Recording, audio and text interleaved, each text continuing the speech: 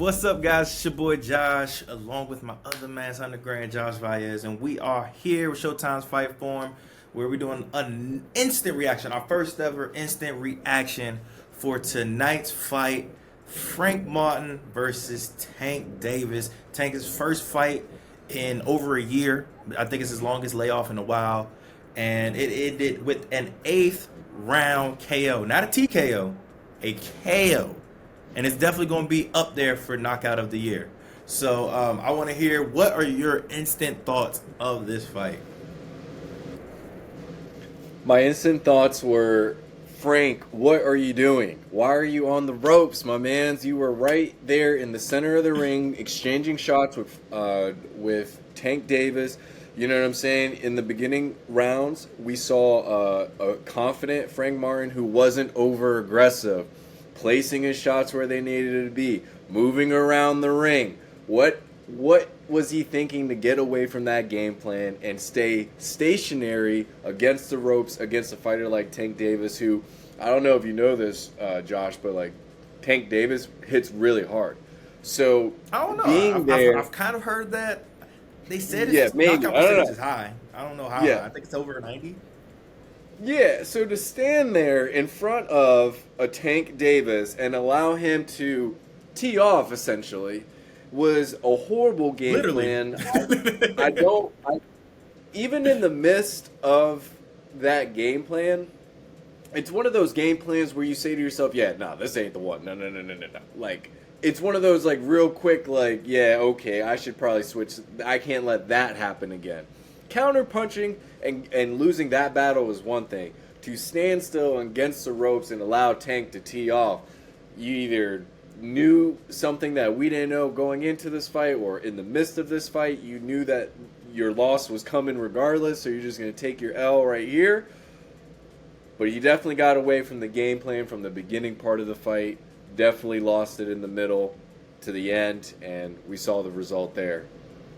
I mean, I completely agree. I think it's easier said than done. I think we should always have a disclaimer. What we say is easier said than done for the most part. Some stuff, it's like, no, you could do that. But when you have a man walking you down for 15, 20 minutes and you're going backwards, it is very, very tough to keep that pace, especially with a power puncher like Tank.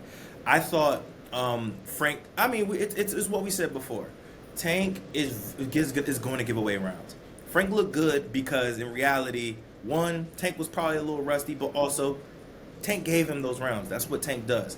And even off his own interview saying he gave those rounds up, once he felt that sting go away, start to pick it up a little bit, start landing more. And it was the body shots. The body shots is one of the most unsung heroes that you'll ever hear in boxing, because a lot of times they don't look like they hurt. Like, David Benavidez's body shots look like they hurt, but everybody's body shots don't really look like they hurt, and they do. And even if it doesn't necessarily hurt you to the point of going on the knee, what it does is hurts your legs. It makes it harder to walk. It makes it harder to go around. It takes the breath out your lungs. So one thing I noticed was that, especially towards like the 5th, 6th, 7th round, his feet were gone. It was like walking on quicksand. Started getting flat-footed. He was stuck on the ropes.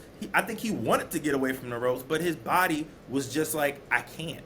I have to rest. I have to chill for a second. This guy's on me, and he's giving me these body shots. And even he commented on it in the corner by saying, nah, his punches don't hurt, but he did catch me really good to the body.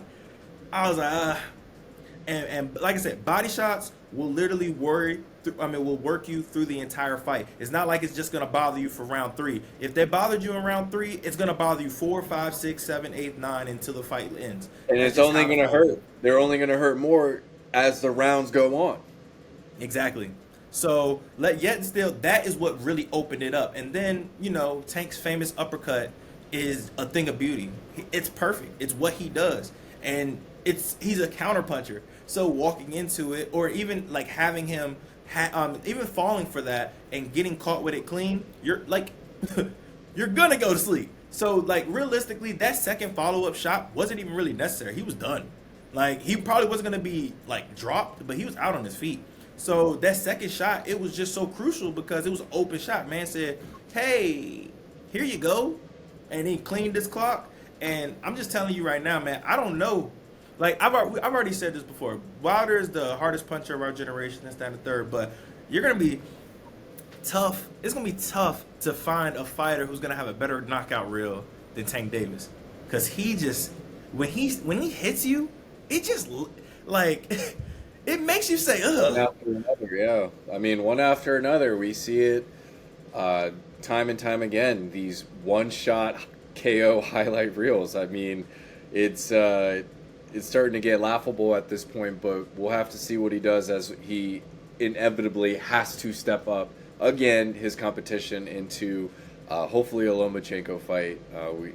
We've been discussing so. But yeah, I mean, Tank Davis is who he says he is, and this is Yes. just another fight that showed that. One shot, KO. And simple and plain, Tank is as good as we really think.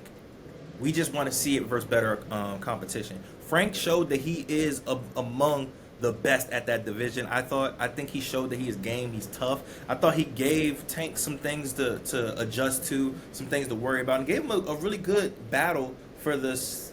I would say 5 rounds or so until he really was stuck in the mud. But we don't want to overhear. We don't want to wrap y'all. We just wanted to have an instant take.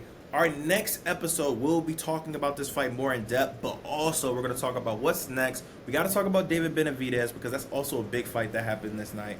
And also there was a crazy upset with Antoine Russell that I wasn't really expecting. So I mean, we got more to break down, and we'll talk about that. That'll drop later in the week. But we had to do this instant drop. We're gonna do more of these for these big fights. Thank you guys for all the support that you've had. Thanks for the people who commented on the Ali and the Ali Tyson on YouTube. The people on Instagram, not so much. Y'all was disrespectful, so I had to disrespect you back. But thank you for keeping it clean on the YouTube channel. We love this. So continue to comment, share, subscribe, and like. And once again, this is just a quick drop. Josh, anything you want to say before we leave? Make sure you follow us on our X page at Josh's Fight Forum. We'll happily interact with you there as well. Absolutely, man. Thank you guys as always, man. Have a good night, and hopefully y'all didn't wake the missus up. Y'all stay blessed.